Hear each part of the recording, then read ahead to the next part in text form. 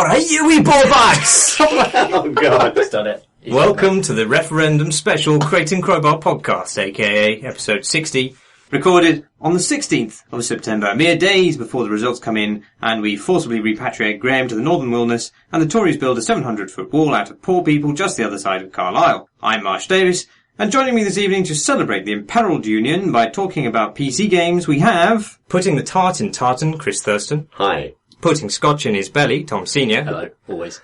And finally, our very own Bonnie Prince. The star player of the Hot Dukes, perhaps the hottest Duke.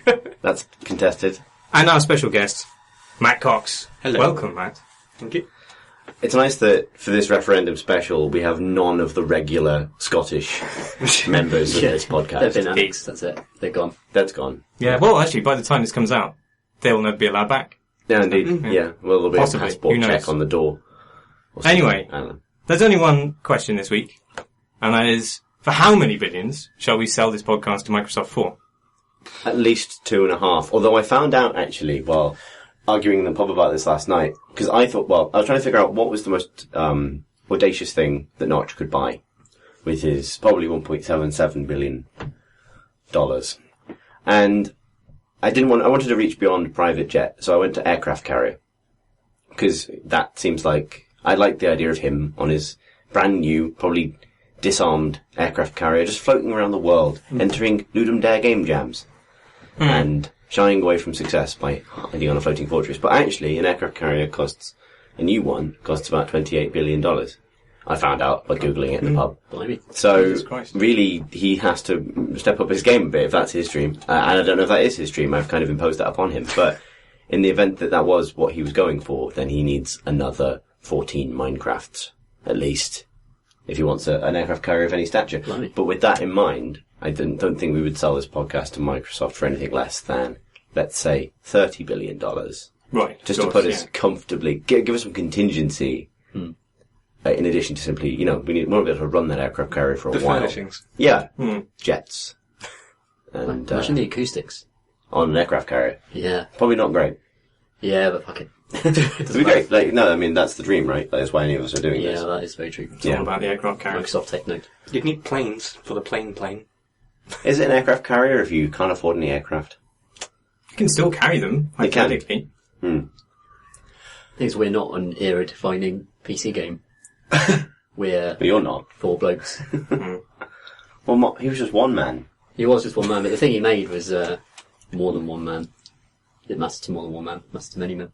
It mattered to many men. And children. Many men. And Do you have opinions on whether it was good, bad? Do I? You know? Like that seems to have been quite a good reaction compared to normal internet shitstorms. I think the internet's worn out of its tantrum and is just kind of on the verge of falling asleep, so... Yeah, it's a good time to bury bad news is after the internet has had to take an angry nap. Yeah, precisely. But I think I fully respect Notch's decision. Like, I think his reasoning for wanting to leave, to wanting to move on, do other things makes complete sense. I don't know whether selling to Microsoft is the only option available to him in that scenario. And I get that they offered him a fuck ton of money. But at the same time, I think it was Tom Francis was saying this, that he could have just left. Yeah. Or whatever. Whether or not Microsoft is the right company for that game and that audience remains to be seen. But there's an enormous amount of historical precedent that would say maybe not. For example, Rare. Yeah, Rare never made an epochal platform/game, though. No, did they? but very few companies do. But I mean, like, What I'm saying is it's not like they're buying up an independent game developer. That's not what they're doing. They're buying up an entire platform which has touched the lives of nearly every child in the entire world, it seems. yeah, and we're putting that power in the hands of the people who make games for Windows Live. Yeah. If only Borma was still around. Because that's the clash of... I don't think anybody has ever said that until right now. No, I do the miss first time him. in human history. If only he was there to bound onto stage E3 next year when they announce that Minecraft 2 is going to be Xbox exclusive or whatever. Bellow it. And a horrified crowd. I miss him. I really do. His energy, his enthusiasm, his possibly being a Koopa Trooper from the live-action Mario Brothers movie. Aww. I think Minecraft is just kind of out there now, though. I mean, there's no way that Microsoft can restrict what Minecraft is, because people could just set up their own servers so easily. Yeah. I think, I think surely it will be a sequel or something they build on top of it afterwards that they will completely own, and that's how they'll make their billions back, in fact. And as someone put it, Ben Kuchera, I think, said that they're buying an entire childhood, basically. They're buying the childhood of their future audience by buying Minecraft and putting themselves the big Microsoft logo in the middle of that. Well, that's the thing. They could certainly change their image, even if it could change Minecraft's image, even if they don't end up changing the actual game. It's powerful enough to change Microsoft's image. Well, they're quite a boring tech company at the moment to most young people. And if they become the people in control of Minecraft, then they could become like, a big happy name in their lives, big happy brand. Maybe. But this is Microsoft we're talking about. This is the thing, like, from a purely business point of view, yes, that makes complete sense. Who wouldn't want to own all children? Yes, that's what. But like, but from a company history point of view, like, not the best track record. That said, there are smart things they could do, like bundling Minecraft with Windows from now on. That would be mega smart. Yeah. Like, because then when people get new PCs and they're getting it especially to play Minecraft, it just makes sense to get. Yeah, I would honestly just bundle it with Xboxes and PCs from now on till forever. You do sell Master Chief hats. You do a cheap kind of EE PC that can run Minecraft, just about and sell that as a package, couldn't you, to kids? I mean, there's all sorts of stuff they could do with it. I think it's kind of sad, because I think Minecraft epitomises what's great about the PC as a platform in terms of its openness, in terms of, I really respect Mojang for how open they've been with allowing people to fuck with it and mod it and turn it into their own thing. And they've kind of shepherded that culture. They've allowed it to grow and they've kind of nurtured it, rather than stamping restrictions on it or making it subscription or, here's a paid for expansion pack that you have to buy in order to get these blocks, which is the sort of thing that you could imagine a greedier company starting to do. And, it's kind of hard to imagine Microsoft not doing that, really. Well, I mean, Mojang is a small company as well, so 30 people. Yeah. And they've always had a fairly loose approach to management in terms of like how they respond to things. And how, there's always been very personal, the kinds of responses whenever there's been an issue with Minecraft or something. And that's not the kind of company Microsoft is. They're now entering an ecosystem of, managers with a certain amount of, like a certain churn rate in the people involved and a lot of departments that will probably be involved in any decision. Because that's how any big company works. And previously the game probably didn't have to contend with like, marketing twats A through C every time anyone wanted to do anything. Yeah, you can. And now, at the very least, even if they make correct decisions, they'll be correct decisions under duress. Yeah, it paints a little bit of a bleak future for Minecraft. But I don't think it'll change what Minecraft is now. I think kids will still have free access to Minecraft and the adventure worlds they've got access to and all the YouTube shows they love watching that are based on Minecraft. I don't know how bleak a future it is. I mean, the reason that Microsoft have bought this is so that they have that kind of positive mindshare with every child in the world. And as soon as they start dicking with that, like they've completely undone their reason for that purchase. And then some, I'd say. Does that sound out of character for Microsoft? No, it sounds exactly like the kind of stupid thing Microsoft would do, but, This is what I'm saying. They should rename the company Microsoft. Very good. Then we should be the Crate and Microbarsoft when they buy us. Yeah. Why would they buy us? To gain mindshare with Same thing, yeah. 4 men. Yes. Very lucrative. Sometimes 5. What have you guys been playing? We've been playing Matt. I've been playing Minimum, which is a third-person shooter with MOBA elements. Is that the one that's quite blocky? Yes, it's a minimalistic art style, which that answers the name of the game. Do. Does have the problem of ungoogleable names. Yes. Yeah. Minimum game you really can't search for though. Nope. How you found it? It's okay. So it's an interesting idea. It takes MOBA elements, but it's not a full MOBA in any way at all. Each team has a big robot, a giant robot, which walks down. It's not really a lane, but they each walk a set path, down to the middle of the map until they meet, and then they start hitting each other, and they keep hitting each other until one of them falls over. and then that one carries on. And the idea is you get your robot to the hub of the enemy team, and then you've won. And there are like walls in the way that only he destroys, and turrets that players can destroy that are attacking the robot and all that. Which is, it's exciting. Like, watching two robots fight is just sort of unavoidably great. I mean, they're AI controlled, the robots. Yes, but I mean that's a stretch. They're just walking. Right. Okay. Like, Yes. Yeah. There's not much to them. They're following a set path. But you can't control them yourself then at any point. No. Okay. The way you do interact with them is basically so players can do some damage to the robot itself because otherwise it would never fall over once the other robot was dead. So once both the robots are dead, it goes into like this separate phase in which creeps, little minions that are neutral and don't attack anything, like scurry out of the walls, and you kill them and collect Titan charges, which make your Titan stronger the next time it appears. Right. And so the idea is, it's a bit like Titanfall. Yeah, very much like Titanfall with the robots. That's cleaning up. They are called Titans, aren't they? Yeah, they are called Titans. And there's even an achievement for destroying Titans yourselves, which is called Titans Fall. Right. Yeah. See what they've done there. Yeah. That's good. But it also reminded me of that. Heroes of the Storm. Yes, the Heroes of the Storm map in which you collect various things. And the one where you collect skulls to power up your golem. It's that. Okay, that's that the game. So it's a shooter, right? It's a third-person shooter. Uh-huh. Yeah, and I mean actually. The shooting itself isn't brilliant. People don't react properly when you shoot them because, the art style is it's really stylized, and everybody is just like a collection of blocks. And when you shoot them, they don't really flinch or anything. They just start glowing, and someone keeps glowing loads until they die. They die. He glowed to death.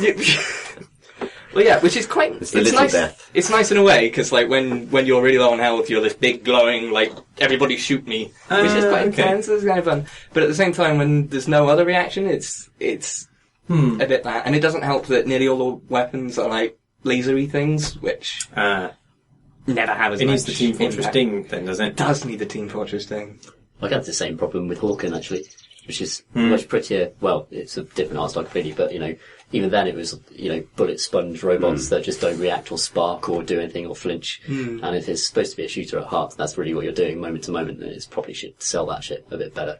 Yeah. Get some flambeer on that shit. Yeah. That's what I need. Indeed. We talked about that earlier as well. But it is a genuine, it's probably the first thing a shooter needs to get right. And if you don't get that right, then a lot of the rest of the vocabulary of those games doesn't really work, because it's it has to be nice to shoot the gun at the man. What does redeem it to some extent is, you have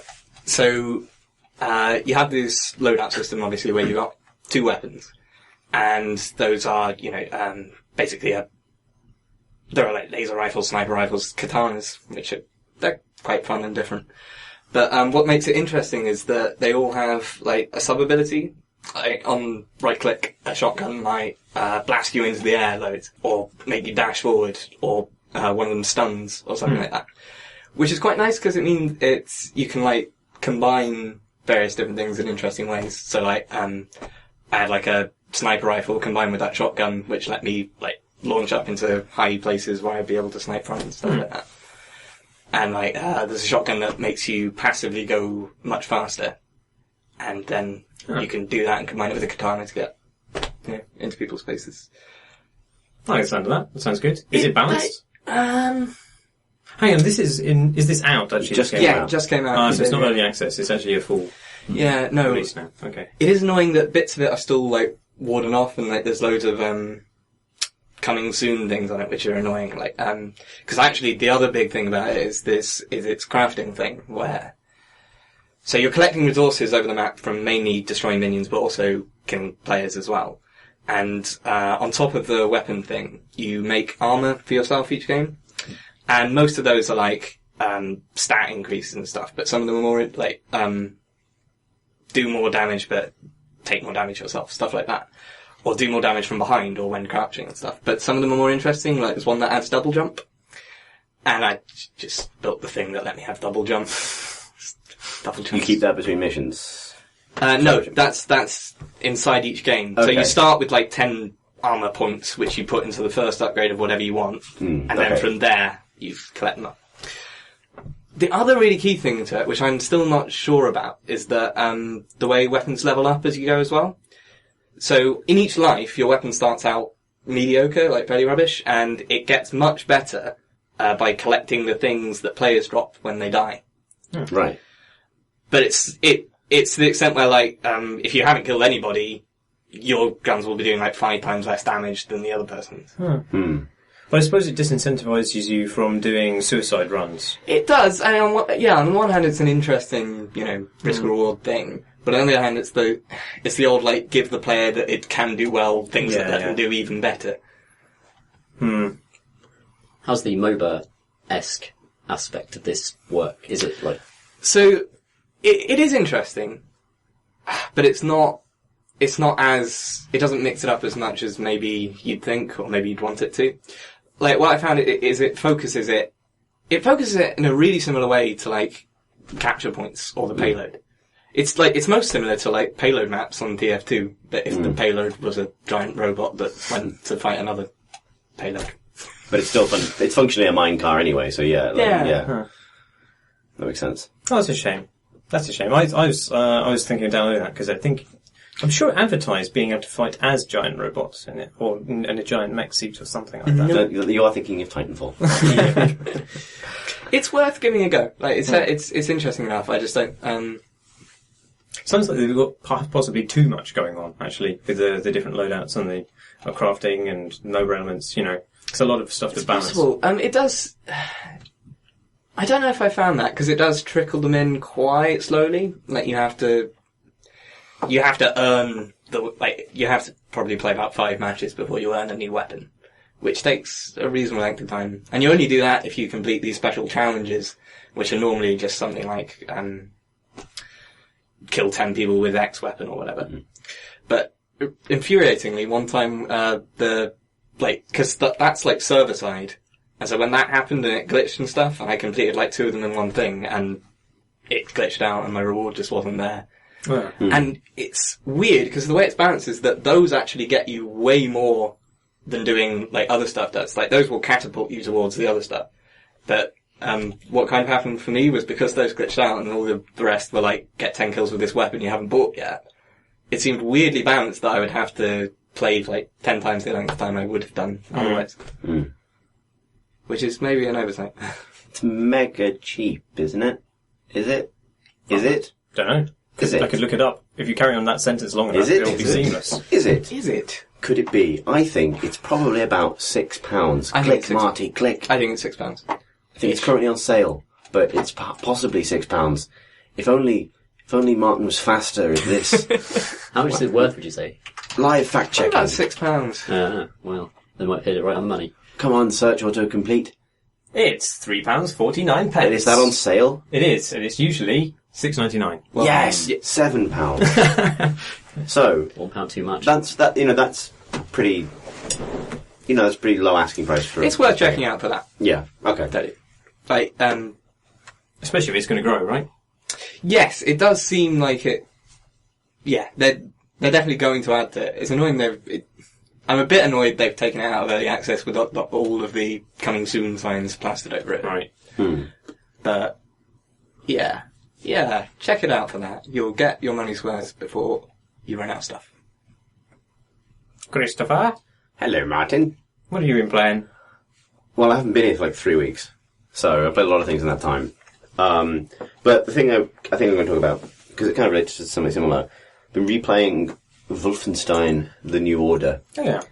And which is a game I liked a lot.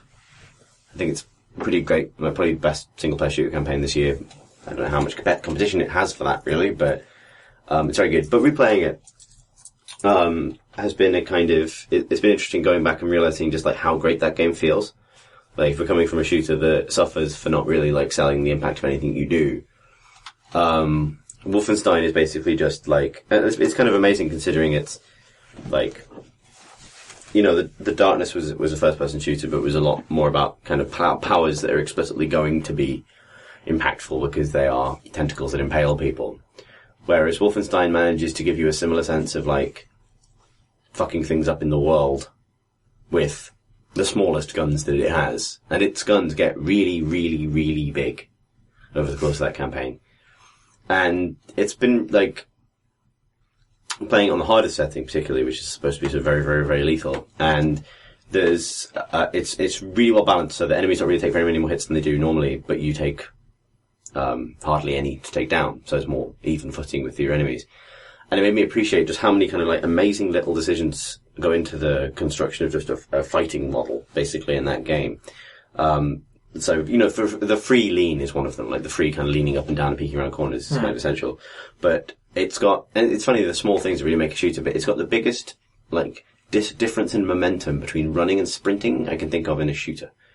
And it's something that didn't occur to me the first time I played it, but I really noticed it the second time, because... Do you mean momentum rather than speed?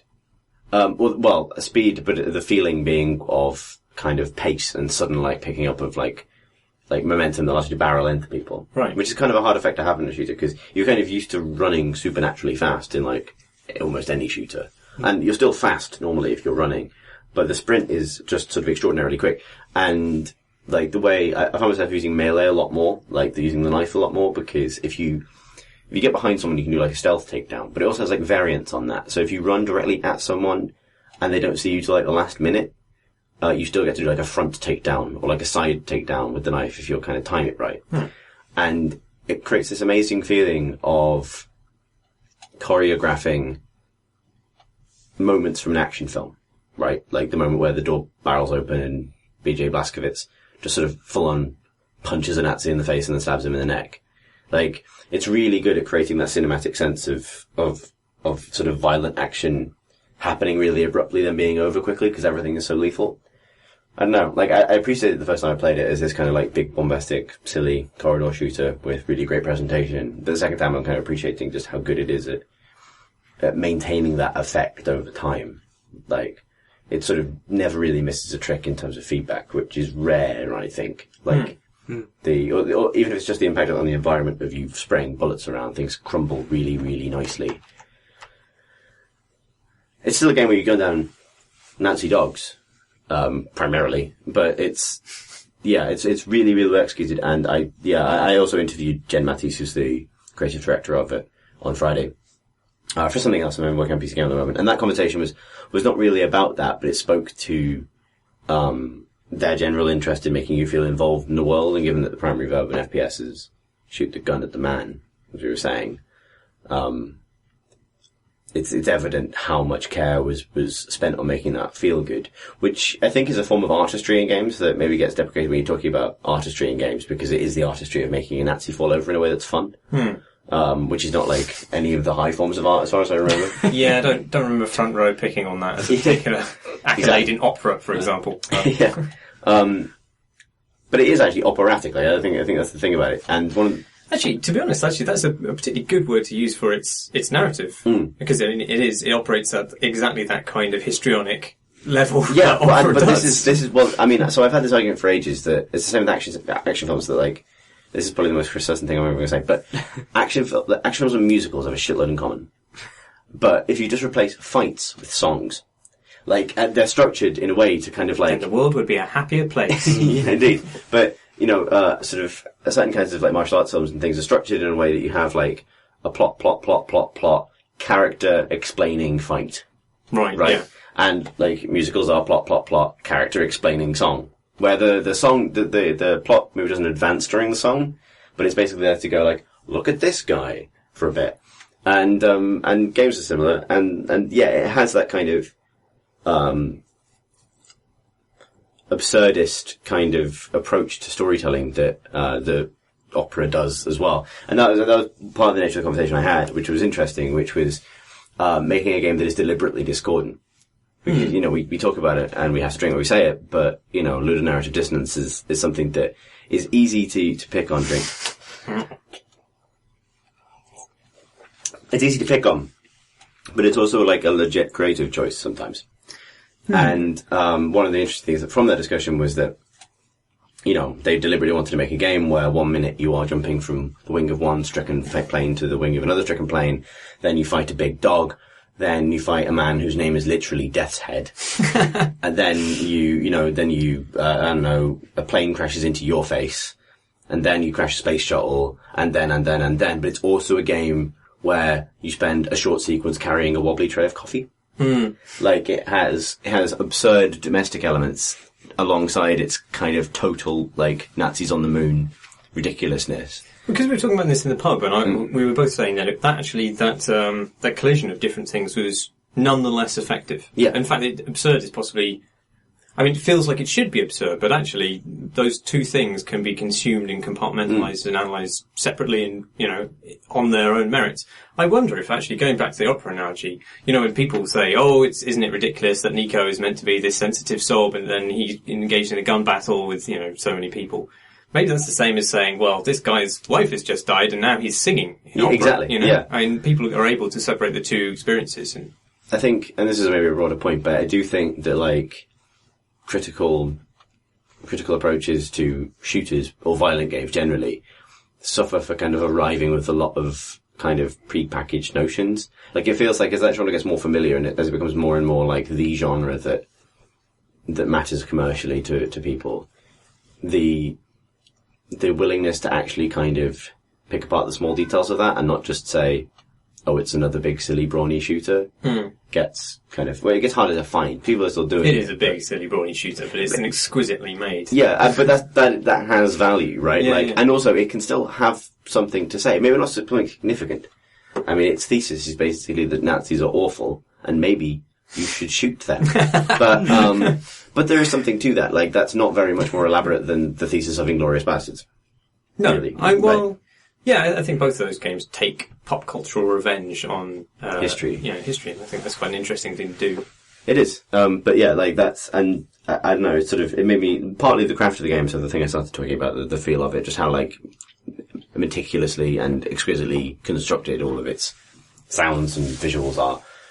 But also that sense of the developers owning the fact that, it's a bit absurd. That you're not necessarily being clever if you go, this is ridiculous, like, it's trying to make me... Because the way to write it off is to go like, it wants me to care about this character, but 2 minutes ago I was firing 2 shotguns from their hip and a Nazi blah, blah, blah. And, like, I think you need to take it like an extra step, like, when you think about games like this. You have to actually go like, well, is that moment of, like, suddenly being dunked in cold water after this other experience, the effect that the developers actually want to have?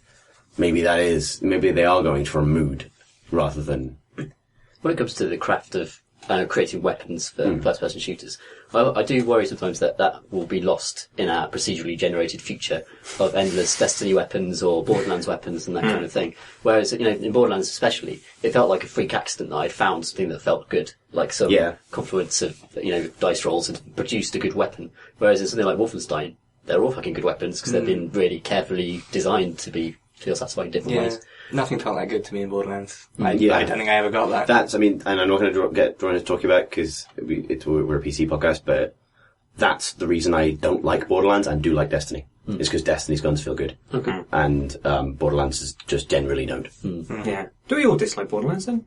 I don't dislike Borderlands, I've had fun. Alright, okay. Right. I still liked it. Not the moment I didn't hate it, but like it was never a game that I could summon any enthusiasm for, really. Apart from like, I liked some things about the world and the presentation but like I just didn't like the game. So that's Wolfenstein, which basically like, I think it's now approaching probably Steam sale territory, like Christmas sale or something. Like it's been out long enough, and I think I gave it an 84. I think in PC Gamer when I reviewed it, and I think that's probably about the right score for it. But like the even playing it again a couple of months later, it stands up as like probably one of the year's best single player games because it is legit great. And if you liked first person shooters in the noughties, in like the immediately post Half-Life 2 era of first person shooters on PC, then it's the best one of those probably since that era. I'm impressed they did it with that engine as well after playing Rage. Yeah. And it's impressive to see what Wolfenstein gets right that Rage doesn't respect its weapons and environments. Well, Rage got a lot wrong. Sure did. Yeah. Wolfenstein does not have buggy racing or a dice rolling game. Yeah. What have you been playing, Marty? I've been playing two things, but one of them's good, one of them's not very good, but probably has more interesting things to say about. So, good thing is Mini Metro, which is in early access at the moment. It's kind of a score attack puzzle game, based around the tube maps that you find, all designed by. I just looked up his name again. Forget the name of the designer. It's Harry Beck. You know, the kind of archetypal tube map designer. And you start with you kind of load up the map. It says London. You've got a river designed like a tube map, and then stations start popping up over it. Each of the stations is a different kind of shape, and different passengers appear next to the stations, and they want to go to another station of a different shape. So you draw lines between the different stations, and obviously a railway network grows from that. But you're under constant restrictions, and you have to survive a certain number of weeks in order to gain new tracks and be able to put new carriages on the trains, add new trains to the tracks, be able to put more tunnels underneath the river, for example, things like that. And as it goes on, you actually begin to have a real appreciation for transport and for the ways, the kind of pressures and resource problems that transport systems actually face. And you realise that actually the reason that there is a circle line and it's bisected in different compass point directions by other lines is not an accident. That's really useful for people to get from one end of the map to the other. And it was quite surprising. I'm really shit at it, but I'm still better than Alec Mere, so that's a small consolation. I've got this leaderboard in it. Apparently, there's only a few levels at the moment, but it's going to grow. It's in early access, so it's I think £4 or something. Graham spoke about it on the podcast a long time ago when it was on Greenlight and maybe when it was a browser game. I did wonder about that. It did ring a bell, but I couldn't find it. I don't think you were on that podcast. Because I remember it being one that we recorded elsewhere. But no, like, has it as a standalone game, as a early access game? Do you feel like it's shed its sort of browser origins, or does it still feel? Well, it's quite a simple interface and it's very clean and beautiful. And I don't know how. I don't. There wouldn't be any value in making that complex enough for it to not feel like it could be played in a browser, if you know what I mean. Yeah, sure. It's very slick. It's very smooth. They're going to get music by Disaster Piece at some point. There's no sound in the game currently, which is actually surprisingly problematic, I think, because there's a lot of feedback for things when a station's getting overcrowded. You want to be able to. There's obviously oral kind of hints that are going to occur at some point, and there aren't those at the moment. But it's a very interesting game, really worth playing, and getting horribly addicted to. So what didn't you like? I didn't like SteamWorld Dig. Okay. SteamWorld Dick, more like. XP. Which is one of the games that was in the Humble Bundle with what's that other game? Gun Noir Point, something like that. Anyway, last week. And I had it recommended to me by Alex Wiltshire, who said it was great, and he's totally wrong about that. But in this game, side-on game, you are a robot in the future, and you have to, you get bequeathed a mine, and you dig stuff from the mine. Can robots inherit things? You have a robot uncle. I don't know quite how that system of procreation works. I don't particularly want to know. But it's more like SteamWorld Dig. And that's really all there is to it. You just dig and dig and dig. And you're occasionally rewarded with better tools to dig with. And at no point, I've been playing it for some hours now, at no point has it ever suggested that there is a greater design to this or some actual reason that you would want to be able to do this stuff. Other than to carry on digging and earning more stuff. Falling down the goddess hole again. Well, yeah, actually I hadn't thought of that comparison, but there's quite a lot of similarities. But I was fetching to Tom in the pub about this, and I don't know what this, like, the other games have solved the problems that it has. It makes a lot of problems with ways of incentivizing you to keep on playing. So you hit a block, it takes you maybe 4 or 5 boring hits to actually break it up and move on and collect whatever else you need to do.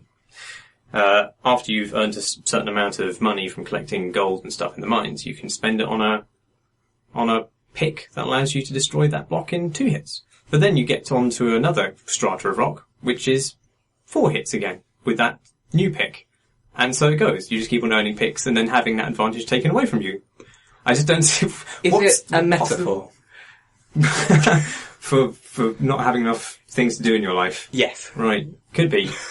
I don't know. I I don't want to play another game where I have to hit anything more than once. Ever. Like, I'm bored of that now. I know where that goes. Like, I can imagine hitting it another 3 times. You don't need to make me do it. But, I was thinking there must be other ways of just rewarding the player with progress that isn't just so kind of insular or inward looking. I was like, what I asked you in the pub was, does it feel good to hit things? Like that could be satisfying enough if the crunch of It's all about feel, man. smashing something is satisfying in itself. No, not really. Yeah, that's where it's fallen down. But don't all games have that to an extent though? Like, to go back to Wolfenstein, you own a gun at the beginning that can take out Nazis in 2 hits, and then you get a bigger gun that takes a man 1 hit, and then they get a bigger Nazi. Start wearing helmets. He takes 2 hits. But then the actual actor shooting the Nazis is inherently entertaining. Yeah, whereas it the is, actor yeah. hitting the block isn't. No, So yeah, that's true. you're totally right. There is that. I'm not historically Also- angry at the block. Yeah. But also there, The block has committed no atrocity. There's no revenge thriller there. Would it help if the blocks were Hitler? yes. Okay. Yeah, I'd play that game. Solved.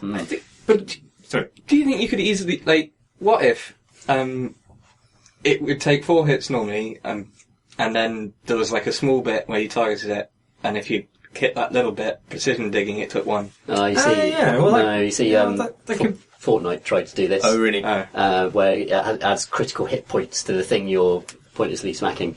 And that game's not out yet, so it's a bit unfair to say they can change it easily.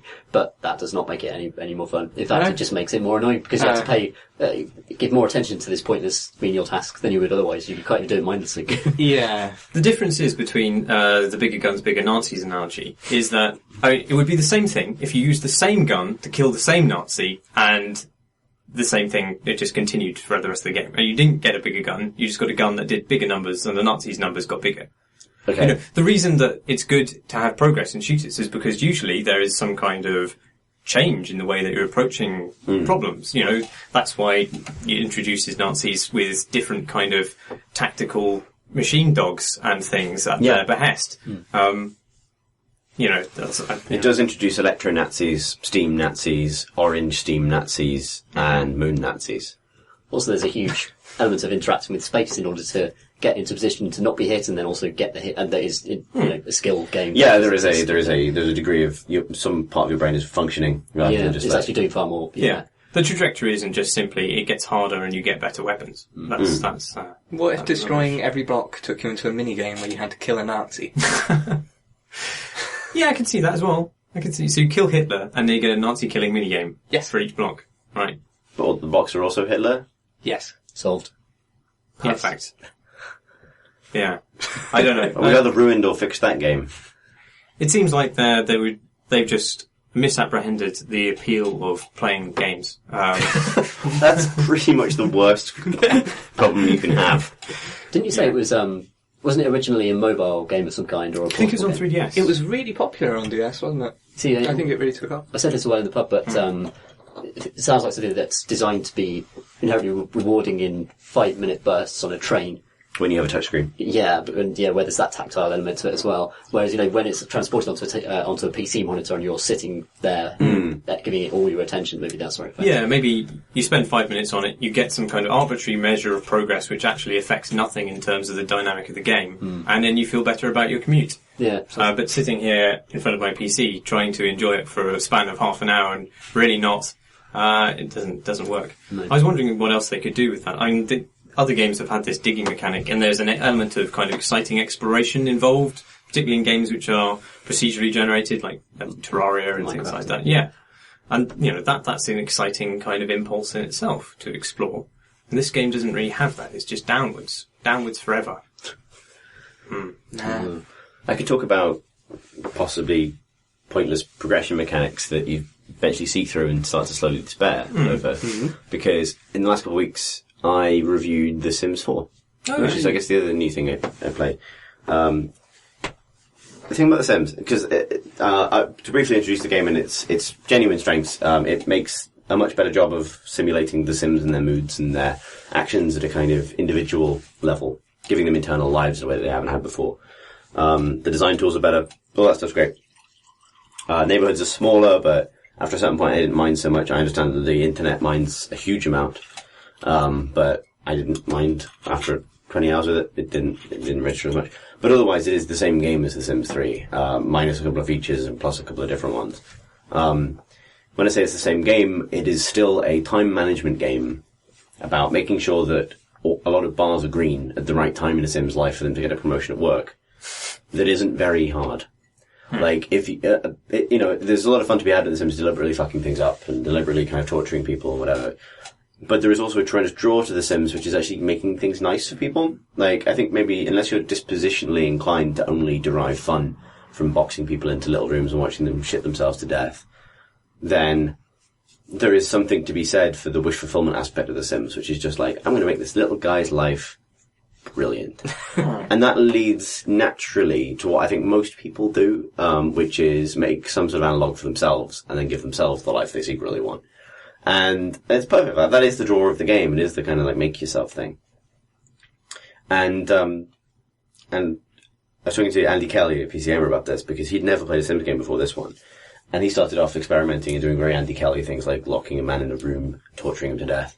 And he lost apparently like 6 hours to it the night before we recorded this, getting drawn into the other side, the kind of wish fulfillment, what if I was a novelist kind of thing. And because it is this real draw, but the thing is, but the game is so trivially easy that you fulfill one set of requirements, you get your promotion, you get a new novel out there or whatever, you meet somebody, and then you get a slightly harder set of requirements and you fill them, but it's never hard.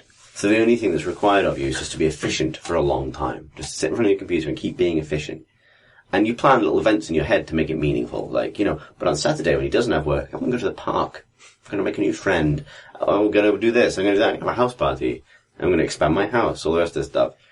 And you fill their little lives with this stuff in their downtime. But the rest of it's just like hitting the criteria. And then you fulfill their lifetime ambitions, which gives you like special powers and furniture and stuff. And you kind of won the game at that point.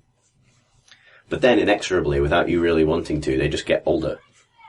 And so while you're kind of the only time the game ever has a sting in its tail, while you're just sort of like, is breaking blocks, you're just blithely kind of marching through a series of pretty trivially easy tasks in pursuit of just sort of more of that, but with greater status attached to it, which is the same as any kind of block progression mechanic.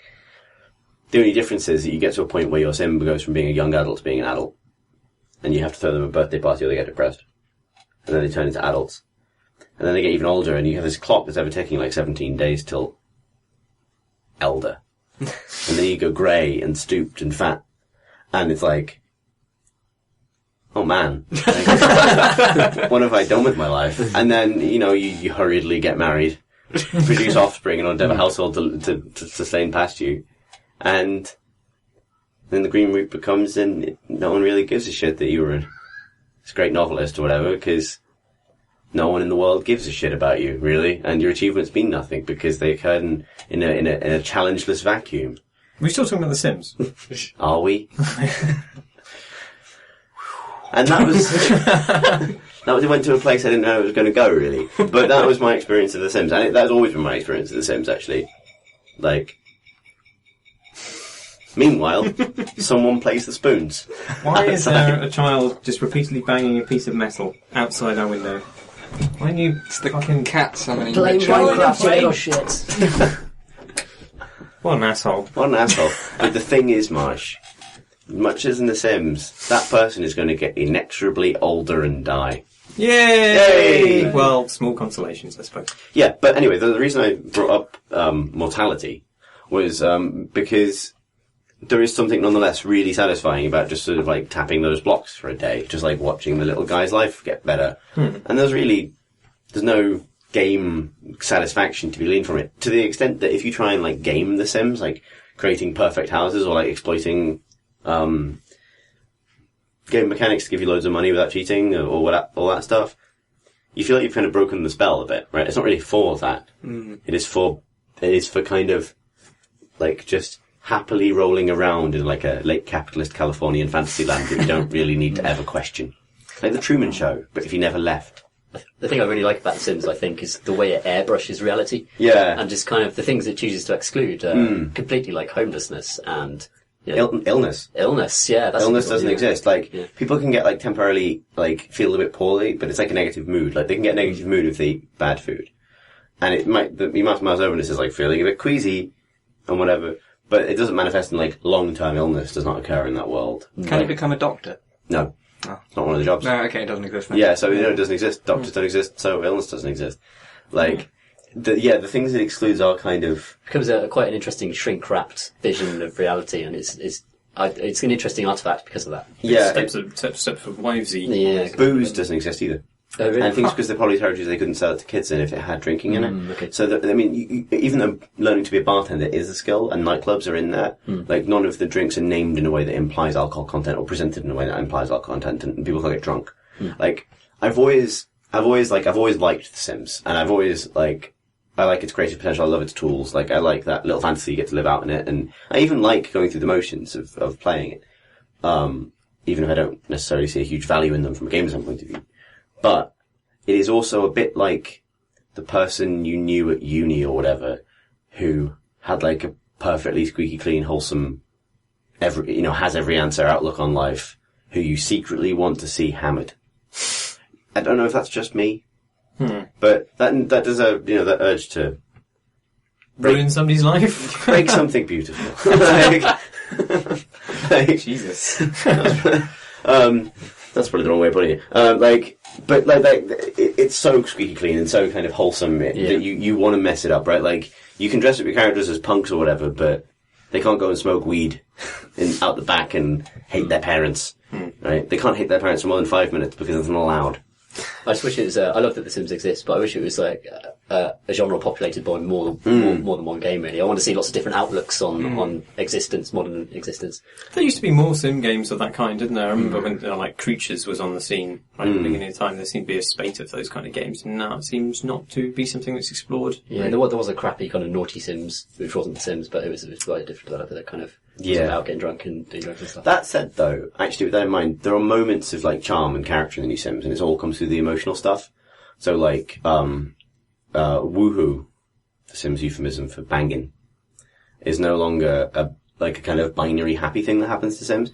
Like, it's always a good thing, but based on their mood going in, it can go well or badly.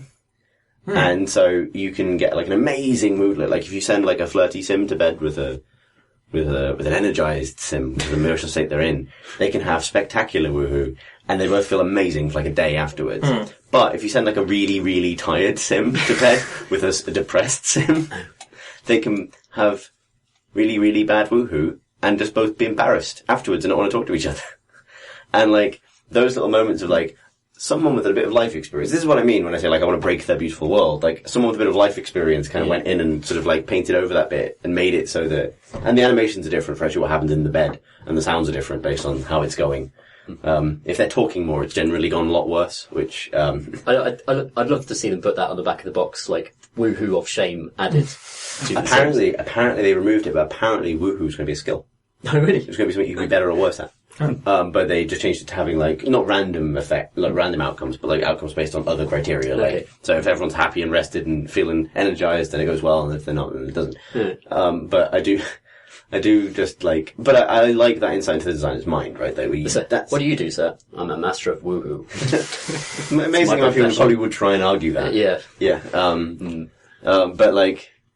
But that's nice because that allows you to see sort of into the mind of the designer a bit, and it makes that world less sort of blithely perfect, right? Like, similarly, like a confident Sim can pee like a champion.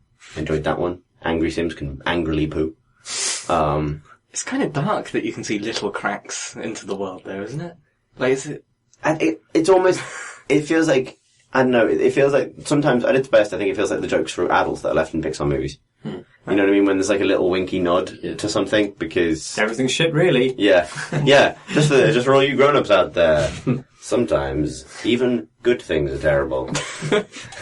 Sometimes, mortality. Yeah, exactly. And then you die. Yeah. There was a great bug at launch, I don't know if they patched it out, which meant that once one person had died, all the other Sims counted as having met the Grim Reaper and they could invite him to parties and potentially date him. That's amazing. Yeah. There's many good things about it. I don't know necessarily, don't necessarily think it's a worth the asking price, because it is very expensive, and it's so locked down by EA that they're probably never going to change that, because they don't have to, because it's the best-selling PC game of all time, the series anyway. I wonder if things like Andy Kelly's Room of Despair are reactions to the average nature of the world it presents. Like, there's a feeling that you have to fuck it up in some way. No, it is. That's what I'm talking about. The urge to just fuck it up a bit, and like Alice and Kev as well, which was I was about to mention Alice and Kev actually, which is Robin Birkinshaw's fantastic diary, in which he simulates homeless people. He just has people in The Sims 3, I think, who just don't have a house, and he sees what they do and diarizes it. One of the interesting things with The Sims 3, so before writing the review, I went to Sims Reddit and just said, like, hey, what do you guys want? Because I knew what I wanted from a sequel, but that game's got a very, very, very dedicated community, and I didn't want to make assumptions on their behalf necessarily, or at least I wanted their input. And one guy pointed out that, like, he wanted the game to be harder, and one of the reasons he wanted it to be harder is that The Sims 3, one of the easiest ways to have, like, a perfect life was to be homeless. Like, a well-managed homeless sim didn't have to worry about bills and a lot of stuff that, to the same extent that a home sim did, but there were enough facilities in the world, like gyms with showers and stuff like that, that were all free functionally, because that's the way the game world works. You can just go into buildings and use the items in that building. That you could have a perfectly happy sim with a job, locking down loads of money, who just didn't have a house, that just slept in random places and showered in the gym and ate in a restaurant every day. And that's I think the extent of the game's failure to acknowledge that kind of a few things. Like, it's always that its simulation is more impressive than any other game trying to do this, but the things it misses make it not life, right? Like, and that's why it's good when you see these little glimpses into... I mean, it's supposed to be comforting, isn't it? It's really... It's supposed to be comforting, but it'd be nice to see someone else attack that with a more mixed approach. I suppose the reason I was trying to connect to SteamWorld Dig is that you'd probably be more okay with that endless procession of bigger pickaxes if there was some other fantasy attached to that procession of events, right? Like, the reason I will persist with The Sims is because I want the beautiful modern house. Like, and the career success and the whatever, right? Like, there's also agency in the decisions you're making. Sure, yeah. And I'm setting my goal to an extent, even if the actions to achieve it are the same for writer as they would be for astronaut, because it's just different categories you've got to fill out. And that creates anecdotes in a way that then I mind the red block, doesn't it? Yeah, that's very true. Yeah, like, my sister used to love The Sims, and what she got out of it was home building. It was, like, people who love The Sims found ways to glitch The Sims 2 to add, higher roofs and balconies and things, things that weren't, intentionally in there. Maxis didn't put that stuff in there, but, they found ways to fuck up the system to make the house they wanted to make. And that's, like, let's not underestimate the urge to do, like, how powerful that is as a fantasy and a rewarding thing. Cool, though. I look forward to playing it. Very much. What have you been playing, Tom? I've been playing Dawn of War. Dawn of War? First Dawn of War. That's the first war, right? It was the very first war at the dawn of time. The Dawn of War. Which is 12 years ago, according to Relic. Relic Entertainment is one of my favourite games companies, because they make some of my favourite examples of my favourite genre, which is the RTS genre, which is a little bit underserved these days, really. After the huge glut of Command & Conquer Dune 2 clones that we had, like, in the 90s. Command & Conquer, that's all gone now.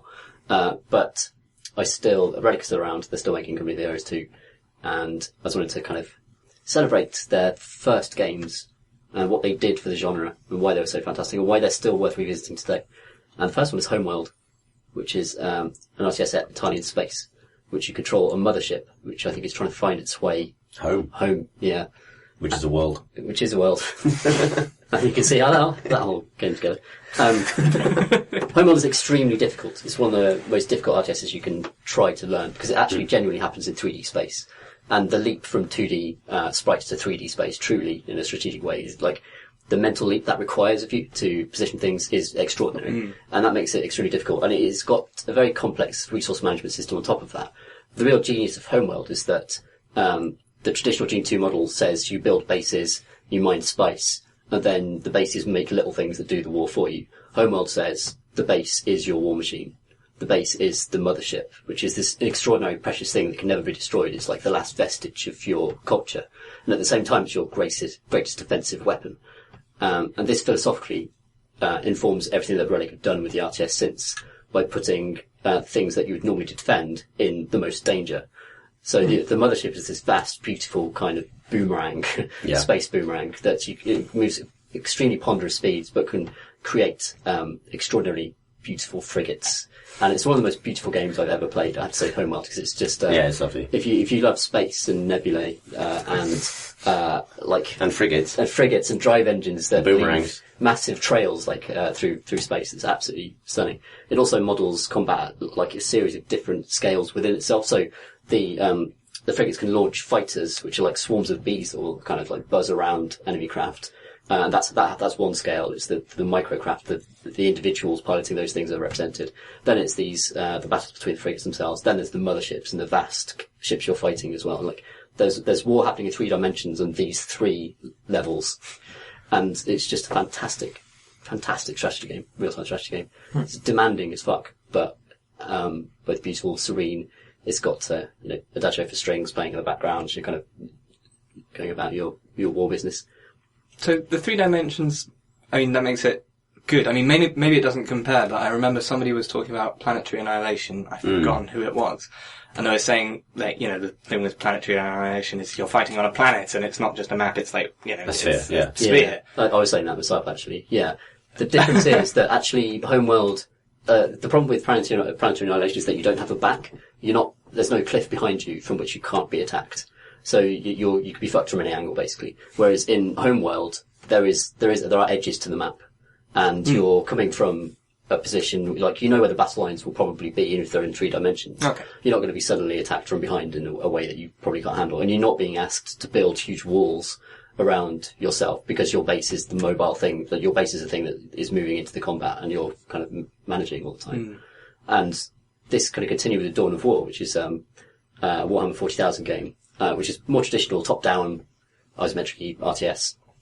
But they introduced for the first time the idea of capture points, where the resources wasn't spice in the ground around your base, or these minerals that sit at the back of the map. The resource points are actually in the field, and you have to go and fight for them. And it's a bit like moving your big base forward in Homeworld. It's like you've got to move everything into those spaces. You've got to gamble. You've got to put things on the line in order to succeed. And it also forms battle lines, like draws. It's just really obvious design when you think about it, but it hadn't happened before that point. It had all been Dune 2, it had all been turtling. You build a big force and you roll it out, and StarCraft 2, Command and Conquer, it was all the same in that respect. And they'd be painted differently, you'd have different sprites, but this actually changed the rule set and how that stuff was supposed to work. And it's fantastic. Even today, it's probably still worth going back to Dawn of War. The first one? Yeah. Not even the subsequent games? Or? 4.2 is a very different experiment, actually. So I seem to remember, I played some of them, and I thought they were more kind of squad-based games rather than full-scale RTS games. Well, you could have squads, like numerous squads, it's still an RTS game.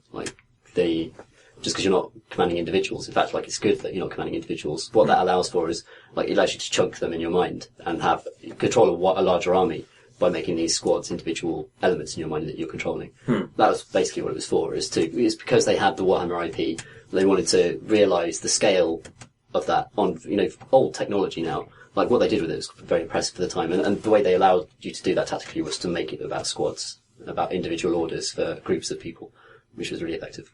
No, what I meant was, did the scale shrink down in subsequent Dawn of War games? So I seem to remember you commanding individual units in the latter ones. Yeah, totally. Yeah, there's Dawn of War 2 is a weird experiment where they kind of. I was talking to them earlier about this actually because it's the anniversary of the game. So I spoke to some of the original designers on Dawn of War and Dawn of War 2, and they were playing Dota.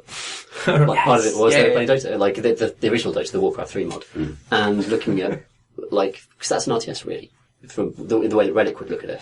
Totally. I mean, it's extraordinary combat. 5-on-5 action RTS where most Yeah. of the time you control a single unit. Yeah, absolutely. But even then, not always. I mean, Not all the time. Yeah. And you played Dawn of War 2, and you can Anyone can buy a Necrobook. Anyone can buy a Sorry, I'm done. It's okay. But you give your troops these limited move set, but ask you to micro them, and it's kind of it's an element trying to fuse the RTS with Dota elements, and also give you an RPG progression as well. But this was at a time where shooters were a lot of genres were fusing basically and moving. You'd have things like Mass Effect that actually had proper shooter elements in it, an RPG with proper shooter attached, and then you had things like Dawn of War, which was an RTS with a proper RPG attached, and that's what happened to add variation to those genres like 10 years ago. And now we just have a crazy genre mishmash, and all our terms are outdated. Well, we have a question on that, in fact, later on. Ah. I love Homeworld. Yeah, it's fucking amazing. I mean, I know there's, like, they're making, Shipbreakers now? Yeah. Which is the now, but I don't really understand how that's Homeworld, given it's terrestrial. Homeworld is all about. Yeah.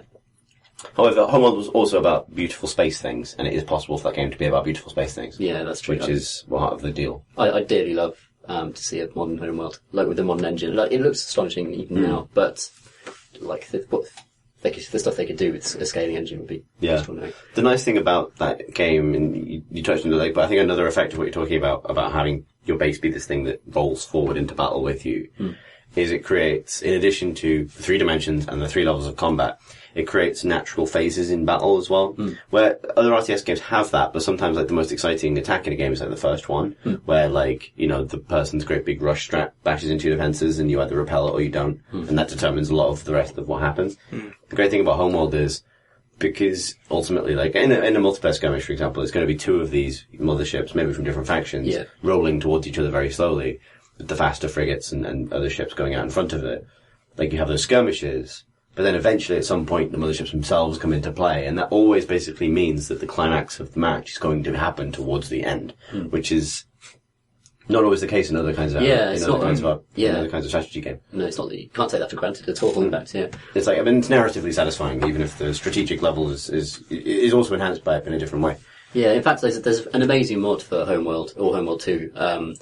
Which basically kind of turns it into FTL at the same time, where you're actually managing the subsystems of your mothership as well as just kind of rolling it out and controlling production. Oh, nice. You're controlling engineers on board, like you're controlling power, shifting power to different systems, and it gives you that kind of micro control. Of course, it's a hard game already, so you've got to fucking know your stuff before you try this. But it's a brilliantly implemented mod, and I can't remember the name of it, but we'll put it in the show notes. Try and link that. Cool. Should we do questions? From questions. That's usually the place we get them. It's the best place, I think. Well, not the only place, but the best place. That was almost a Best Coast reference, but no one. I don't know what that is. No one got it. Zach writes, "Dear Crate, Wills and the Royal Baby." Oh. Which is quite good. That is quite good. Good job, Neil. Quite good. Introduction to the question. In 30 years, when one of you is a talking head on I Love the Noughties or something, what game will you pick to give tomorrow's children an idea of life in the early noughties?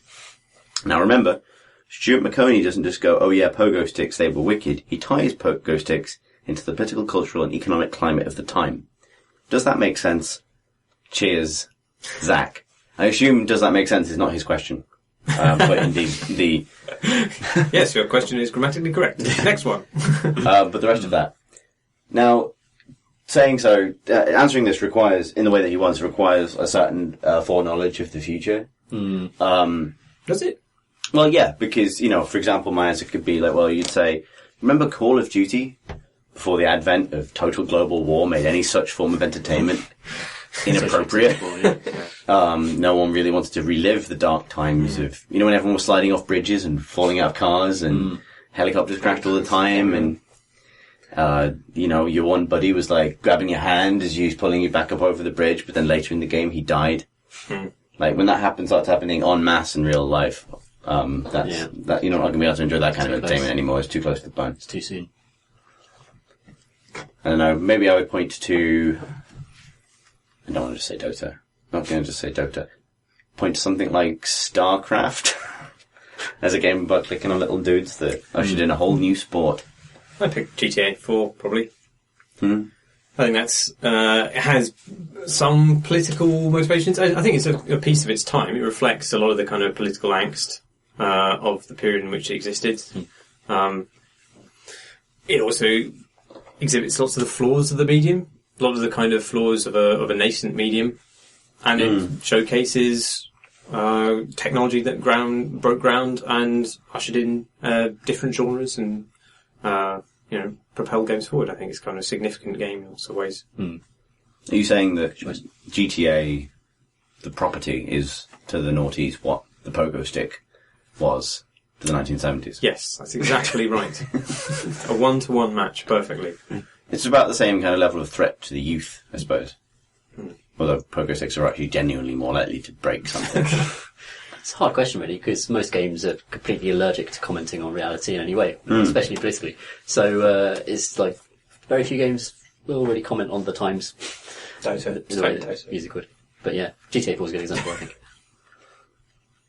I think maybe, especially if he's talking about the early noughties or like the noughties in general, then there's something to be said for not only Dota, but like those kind of modding communities in general. Because God knows what kind of, like, what ways the business reality of, we talked about it earlier with Minecraft, but like, that climate will change one way or another. Things are either going to get more open or substantially less. But the specific trend of re-engineering another company's game into a fan-owned thing that then goes on to become a huge sport or this hugely popular thing, that may well end up being specific to that era, right? It's not someone with great tools making a game from scratch that does brilliantly well, like Unity will allow someone to do. And it's not someone being limitedly creative within an ecosystem that belongs wholly to a publisher. Yeah, there's also, I kind of think that the modding community that gave birth to Dota and things is the first example of games as service that is now all the rage. But it's simply leading members of the community servicing that community. And like, Dota is a good example because it was relentlessly updated by custodians who weren't paid for that, but nevertheless they operated in a similar way to a developer might, like Valve might with Dota 2 now. You wouldn't pick Minecraft then? Probably have to, but by then, I don't know, Minecraft would be everywhere. Minecraft has a good place in the big kind of Channel 4 3-hour marathon on things people are nostalgic about, because I think a lot of kids will grow up with Minecraft and there'll be an enormous nostalgia around that when we get to this kind of talking head show in the future. So that's the role it'll play. Don't need to say much about culture, I don't think. Like, the time it was made. Paul writes, Dear Creeps and Meepo and Meepo and Meepo. It's a Dota question, boys. Yeah. It's a Dota question. That's why I brought Matt. Oh my god, Dota joke. Suddenly started bleeding from the nose. Why are you just kind of imploding into it? There's a bit of this for you, Marsh. Oh, good. I thoroughly enjoyed the video of Chris casting a game of Dota he played to Marsh, who was playing the role of an audience member, ignorant in the ways of Dota. Marsh wasn't playing a role, I would stress. He was fully method acting the part of man who knows nothing about Dota. Chris having to explain what was going on to someone who didn't understand the intricacies of the game had a net result of explaining a lot about what is cool about the game, something that gets lost in the more professional style casting. I hope you continue to do more of these videos, which there is a plan to do. Now I'm going to skip the part of the question that's directed specifically at me, to go to the part that's directed at Marsh, but I will answer the part that's directed at me. Why don't you do that part first? Because it's more likely to lead to a longer discussion. Oh, right, okay, fine, yeah, that's fine, yeah. Question for Marsh. Did the experience of Chris explaining the game increase your appreciation for Dota? Did it make you interested in watching the game more? Yeah, well, I knew more things about Dota, having had things explained to me about Dota than I did before, certainly. I don't know if... You then wanted to learn even more things about Dota? You were totally up for doing it again. I'd do it again. But I don't know whether I wouldn't go off and watch a match by myself. I still don't think I'm up to the kind of required level of knowledge where I'd be able to appreciate it. No, that's fair. That's fair. Yeah. But you seem to, follow the action and kind of understand. I mean, admittedly with me talking about it constantly, but Yeah, I don't think... You're not going to be there floating over my shoulder like a little Dinklebot. Telling Destiny Dinklebot. Describing the world to me. I think I might rename myself Destiny Dinklebot. That's a good name for a child. It's like amazing. A star. Or a stripper. Yeah. Anyway, that's not relevant to this platform that we play games on, so let's not talk about Destiny Dinklebot. Question for Chris. Would you have any interest in doing casting for pub matches sent to you by Crate and Crowbar fans? If so, what criteria would you look for in these matches? Now, yes is the answer, and we'll probably by the time you watch this have recorded at least one. I would like to cast more cast pubs for a bit, sent to me by the community, ideally, because I want to learn to cast properly, because it's something that I like to add to my repertoire of Dota things I can do. And it seems like a good place to start is the Hot Duke Guild, which is available to anybody at crateandcrowbar.com/forum. Look for the Dota 2 sub-forum. Matt and I might cast one. Mm-hmm. Matt, Marsh introduced him as such as the mid laner for the Hot Dukes, which is my Dota team. Recently, sadly, cast out of the Epic LAN qualifiers for the EGX Epic LAN Dota tournament, but we did win. We did win one. We did win one. And we won it well. We did win it well. We won it well. in much the same way as the game I cast with you, Marsh, actually. Just Oh, right. losing the early game for no apparent reason, and then ultimately learning the true power of friendship, and coming back with mid-game team fights, centered on me playing an enormous, slow, boring fish guy who presses R once every 3 minutes. You pressed it well. Who that guy is? Yeah. Tidehunter. Yeah. See, my appreciation grows. It does, yeah. No, the most boring dire-side offlaner, but one of the most effective. So, nonetheless, a good job. In that game, Cox played our elusive mid-weaver. Nice. People don't run that hero there often They enough. don't like Midweaver, do they? They don't. And And yet we've proven them wrong.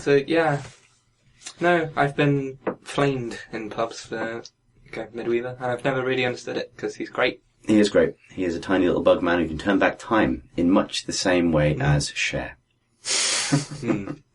But you can't find a place. But anyway, what I would be looking for in a pub replay, like so someone would have to send me the match ID so I could find it and download it and load it up to do a replay, to do a cast for it. What I would be looking for is ideally not a stomp by either team, because stomps are boring. By which I mean a game that's over in 15 minutes, or like is functionally over in 15 minutes, and just the next 10 minutes are just like conflict resolution. It doesn't have to be a game that you win, although I suspect that almost anyone who submits a replay is going to submit a game that they won. But the flip side to that is not a mega long game either. Like sometimes the best games you'll ever play are, 180 minute slugging matches that end I'm not with... fucking casting that one. Exactly. That end with some like incredible base race or something. And the point is, they feel incredible to play because you are determining the outcome of that thing constantly the moment by moment you're playing it, and it's a marathon. Yeah. It's not a knife edge for people watching it after the fact. It's just a YouTube video that lasts 3 hours. So yeah, I think the ideal would be like interesting close fought matches that last between 20 minutes and an hour. Like that would be the perfect length. But do send them. And skill level really isn't too much of a factor. Honestly, like I'm much better equipped to commentate on sub 3K MMR games than I am to commentate on games above that. I mean, I can try, but I think I understand the vagaries of sub 3K MMR because I'm a fucking scrub riding around on more talented teammates constantly. You could manage 4K. We could go up to 4K. We can't go up to 4K. We are trying to go up to 4K. But no, that's a cool idea, and I'd like to do more of it, so that's why I'll turn to that question. Don't know if we can cram more Dota chat into this, but I'll figure something out. I'll try. AJ writes, Dear Crate and Tengu Tavern, with the recent feature pack that Guild Wars 2 has released with the stated aim of making the game easier for new players, both new to GW2 and new to MMOs, and its subsequent poor reception in various forums, I was wondering if games are trying too hard to pander to making their games easier and appeal to more players. There are games that thrive on the difficulty, Dark Souls being a prime example, and others that wish to appeal to everyone. Thief, with its wonderful wide array of options in the game's custom difficulty menu, I think he means the Thief remake actually, allowing you to go from a cakewalk through the game all the way up to we took away your mouse and blindfolded your difficulty. In my personal gaming experience, I've been able to get into Dark Souls, but I love running around in Risk of Rain dying every 5 minutes. I am equally confused by how what Guild Wars did makes the game any easier to play. Anyway, difficulty in games. Discuss. So I wasn't really up to speed on the Guild Wars 2 stuff, and I love that game. And that was not a game with a particularly punishing early game for new players at all. Like, one of its great strengths is that it scales brilliantly as you play. Yeah. So I don't really know what they've done. You don't even need to engage with the difficulty of that game whatsoever. To begin with, you can just piss around and go and see nice things. I hope, I'm not really knowing anything about that. I can't really comment whether it's good or bad. Like, maybe the game did need some difficulty scaling changes, because it's a game that gets abruptly harder at level 30. Like, the first dungeon is just, disproportionately hard to everything else you've done previously. I suppose my answer to the difficulty thing in general is that, there's, I think, a misconception of difficulty where it's almost like a continuum that all games share, where, easy is always dumb and hard is always good, is one attitude towards it. And there's the flip side to that, where it's like Dark Souls is a real game and Peggle isn't. And that's just not hard, man. Peggle's hard. You want to get those fucking extreme fevers, you got to work for it. I'm in a massive quest to get, a years-long thing to get the hitting every peg in everything that I've had on my iPod for about 3 years. And I'm on, the last 5. I did that, and then they released it for Xbox, and I had to do it all over again on another console. Terrible addiction. Sorry, you were saying... But the point is, which you've just illustrated brilliantly, is the difficulty exists in a much stranger, more game-specific way. where even games that are very easy in some ways can have player set challenges in them that make them harder. They can have other ways of approaching them that make them more or less difficult. Variety is not in itself a problem, but degree of variety is something that the game's developer is at total discretion to determine for themselves. I think what makes, like, the way that you solve difficulty isn't just by making, like, it doesn't work well if you just make it, like, the people do more damage, or, like in Thief, for example, like, from what I've played of it, if you put it on the highest difficulty, it's hard, but it's boring hard. It's like, they just see you, and then, like, that's not a creative challenge to solve as such. Best example of this has, like, Spelunky is something I've gotten away with talking about for a bit now. It's obviously really hard in that death is everywhere and instant in the spike traps and stuff. And yeah, it takes hours in that. But then, once you've managed it, obviously there's secrets to it. Like, there's a whole other path to another world, without maybe not spoiling Spelunky, in which you make up that challenge. You don't necessarily make it up for yourself, but it's a whole other level that it exists on. And that's the best way of doing difficulty, where you can move on to another stage. And on top of that, which I've just been, well, recently and just over the course of years, is Spelunky's achievements, which I think is actually a really nice way of adding difficulty and challenge on top of it again. Because Spelunky's achievements are, well, some of them are your standard, like, get to here, get to here, get to here. But then, on top of that, they add, like, different challenges that are difficult in their own ways, like the speedrun challenge, where you've got to do it in 7 minutes, or the challenge where you don't pick up any gold. And the one where you don't pick up any gold is, like, that just transforms the way you look at it, because suddenly every speck of gold, which is everywhere, is a spike trap now, and it's just instant death, which is, it's great. The Dark Souls 1 bro thing. Which is, beat the game at level 1 and never ever level up. That's a big sensation. I think there's a bit of a perception problem around easy modes or concessions to new players. I think it's very rare that those things actually cannibalise the enjoyment of people who are operating at the hardcore end of the scale. So, in Guild Wars 2, I am not aware of the specifics, but I'd be very surprised if the concessions to new players really affect what you're doing, like, in terms of late game dungeons, or the stuff that, in PvP, or the stuff that you're going to be invested in as a really long time player of that game. And maybe it might be inconvenient if you're rolling an alt for 20 levels, but once you've blasted through that, I think the net gain for the game, in terms of, getting out there to more people and getting more players into that game, which thrives on having more people in it, by the way, like, is better for you in the long run. But this is not based on any knowledge of the specific changes. But maybe speaking more generally, like, it all comes down to the type of game. And in Arena's case with Guild Wars, you touched on it, but Guild Wars is a type of game that is better the more people are in given zones. Like, Guild Wars is, like, event system, and it's, like, public contribution system, means that the game is better the more people who are around. Yeah. So making the game more accessible is just a way of, hopefully, feeding a benefit to every player that plays it. Yeah. Not every game will benefit directly from greater accessibility in that way. Like Dark Souls wouldn't. Yeah. And they're put next to each other in this email, but like they have different objectives. Likewise, the Guild Wars' business model, the thing that means that it remains subscription free for the people who play it, is based on, selling new copies of the game and getting more people into it. So again, existing players benefit in the sense that that business model that hasn't really been aped anywhere else, apart from Destiny Dinklebot, actually, is one of the only games after Guild Wars to use Guild Wars' business model. With expansions that are paid for, but yeah. So beyond those things, like, it makes complete sense, I would say, on paper, to do whatever you can to bring new people into Guild Wars at the base level. Because it's a great game. Like, it's the highest score I've ever given a game in PC Gamer, ever. It is awesome. Apparently, I'm pleased to hear it's doing amazingly well in China as well. That's awesome. So they're raking in the bucks. Good. But to apply all of that same logic to Dark Souls would be a mistake. Yeah. And the way to understand that is to again, it's like difficulty does not exist on a continuum where hardness is of equal value to different games. There's also different vectors of difficulty as well, some of which are fair and some of which are unfair, and Dark Souls has both, and it could do with being less unfair. Yeah. Yes. But probably the ways in which it is fairly difficult are acceptable. And then there's the other side to this is something like a competitive game, to wit. Defense of the Ancients too. But actually, a specific thing, like, and I could bounce this off someone now for once. Like, has Dota always been hard? Yeah.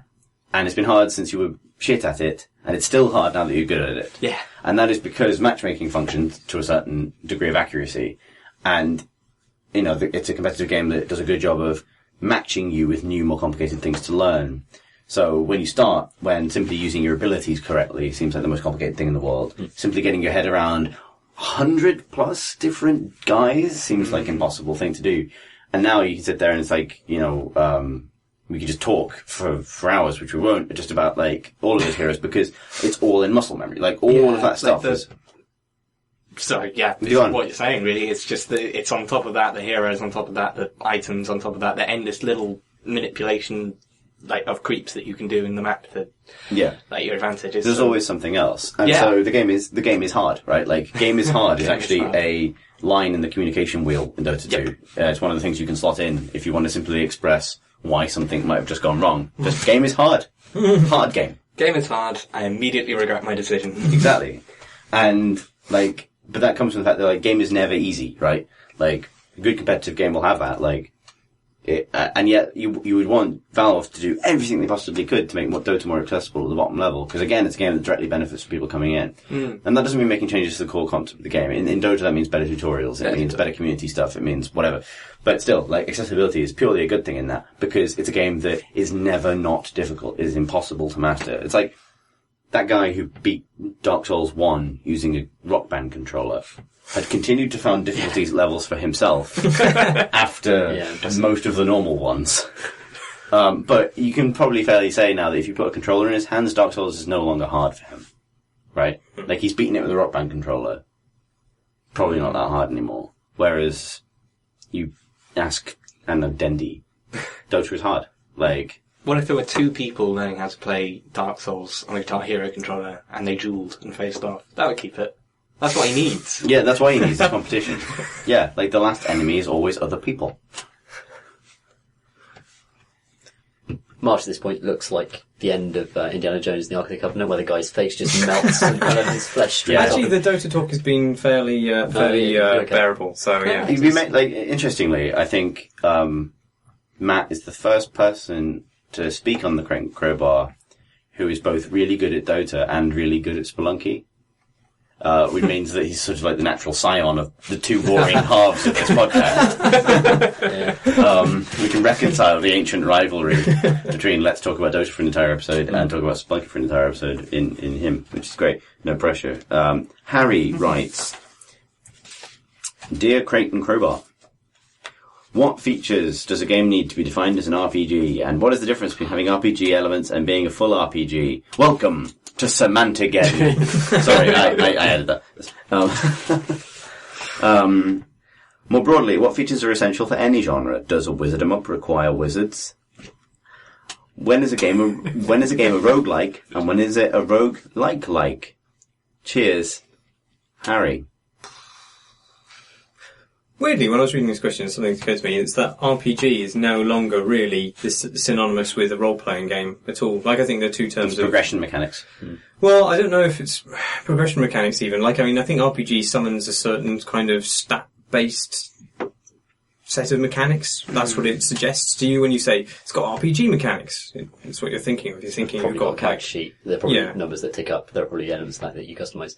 Yeah, whereas obviously if you say role-playing game, I think just the fact of enunciating those words separately rather than as an initialism actually suggests that you will be role-playing. Yeah, it's because that's kind of it comes from pen and paper stuff, which is where role-playing games came from digitally, from Baldur's Gate, etc. I don't think you should get too hung up on these things, though. No, personally, I think it can last a long time. It's almost a trick, like a bit of a cop-out answer, I suppose. But I remember having a really specific argument about this when it came around to refresh the categories for PC Gamer's Game of the Year awards, which will be rolling around again to us again. Yeah. Where I hated having best RPG in there and stuff like that, because genre is useful for giving, the only reason you have genre terms is so that you can introduce a game in a way that someone maybe understands a few basic tenets of it before you've explained anything specific about the game itself. When genre terms are so useless that they don't actually say anything, hey, this is a new RPG, and you really don't know what that means. Is it Mass Effect? Yeah. Is it Baldur's Gate? Is it Pillars of Eternity? Is it Borderlands? describing those to people in a way that makes it sound fun is like the hard thing, because it's... Which is why I invented the phrase wizard 'em up. Wizard 'em up, yeah. And does a wizard 'em up require wizards was a part of the question? No, because I like to believe that wizard is a quality that we can all aspire to in any walk of life. It simply means a certain level of, like, arcane bullshit and, like, a degree of, like, passive but fabulous violence. So, you know, you're not a man knifing another man to death in a gutter. You're not a soldier guy shooting around a corner or breaching clearing a room. There's like an esoteric nature to the way wizards fight that is sort of like lively and fun and silly, but also sometimes deadly. I love wizards.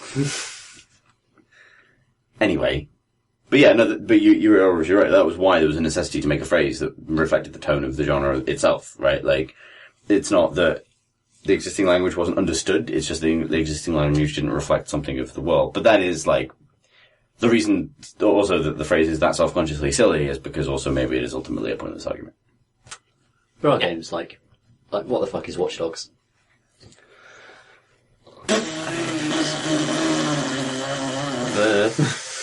Open world interaction. I don't know. Yeah. What the fuck, really? We just haven't come up with any new Funny, phrases. I used to tell her I'd introduced it as exactly that. Yes. There's an open world surveillance staker. The need to categorise is sometimes a bit of a hindrance. The roguelike is an interesting case because people get really, really upset that the thing that roguelike has come to mean is really permadeath. Or some form of built-in death as need to repeat the game kind of thing. Whereas what they want roguelike to mean is like grid-based maze where movement dictates angle of attack, that kind of thing. Yeah, who cares about those kinds? Not rogue exact. Yeah, well that's the thing. Like, Yeah, very good. it's somewhat like rogue. Yeah. Not rogue. Yeah, and then a roguelike is like the thing that was like rogue. That makes sense to me. That works. Yeah. Then you get roguelike-ish. Yeah. Roguelike-ish like. Or you could just say it's a roguelike and accept that word, which is a cool word. Most underappreciated. Roguelike itself is a cool phrase. Right? Okay. It's fun. It's much better than, like, I don't know what you would call it, like, a PD game for permadeath or something, right? Permadeath is also kind of a cool term. I imagine explaining either of those terms to your parents, for example. It's a roguelike game, permadeath, and you're like, isn't death mostly kind of permanent? Not in video games. It's almost never video games. What it actually means is a loading screen. I actually had to do this. I did an EPQ qualification thing where I made a game, and like, at first I had grand aspirations and wanted it to be this sprawling roguelike thing where I had to explain what a roguelike was to like people that had no idea. And yeah, it's a bit mental when you... It's like Mario, but If Mario dies, you die in real life. It's, there's something to be said for rad language. I would rather have interesting words be used inaccurately, but in a way people understand, than have boring, really mega precise, sterile acronyms for everything. To which I say, fuck MOBA. it's the least like specific term ever, though, isn't it? Yeah. Is it multiplayer Online battle arena. Yeah. Battle arena, fuck off. I used the term earlier on this podcast, which So did Matt. shows that it's kind of endemic, isn't it? It's in the Right language now. now. Yeah, Well, it's like in an the language. RPG, it doesn't mean role-playing game, does it? Yeah. In the same way MOBA doesn't mean what it stands for. Yeah. When a word has a set amount of connotations, it's useful. And, Yeah. it clearly does. There's Yeah. a job, otherwise people just wouldn't. Have we survived Samantha-geddon? I think we have. We can crawl out from under the rubble of Samantha and breathe in the light of a new, in the dawn of a new age. Yes, Dawn I of feel war, refreshed. perhaps. Where nothing means anything anymore, and we don't have to worry about having to argue about it. Or answer any more questions, since Indeed. there are none. There aren't any. No more questions. They're gone. Dead now. You can send us more questions, though, if you wanted to. Do you? That's a question you have to ask for yourself. Yeah, that's You could ask that question of us, but you'd be asking a question. You would have already answered it. Anyway, do send them to questions@crateandcrowbar.com, or you can do that on the forum, which is www.crateandcrowbar.com/forum, or you can tweet them at Crate and Crowbar. Or you can tweet us individually. I'm at Marsh Davis. It's DAVIES. I'm at PCG Ludo GZUDO, as always. I'm at C Thurston, CTHURSTEN. I'm at Coxix, which is COCCYX. Like the bone. No, XX with an extra X because Coxix was taken. Okay. Okay. Yeah. And with that, we say, Thanks for listening, everybody. I love rum.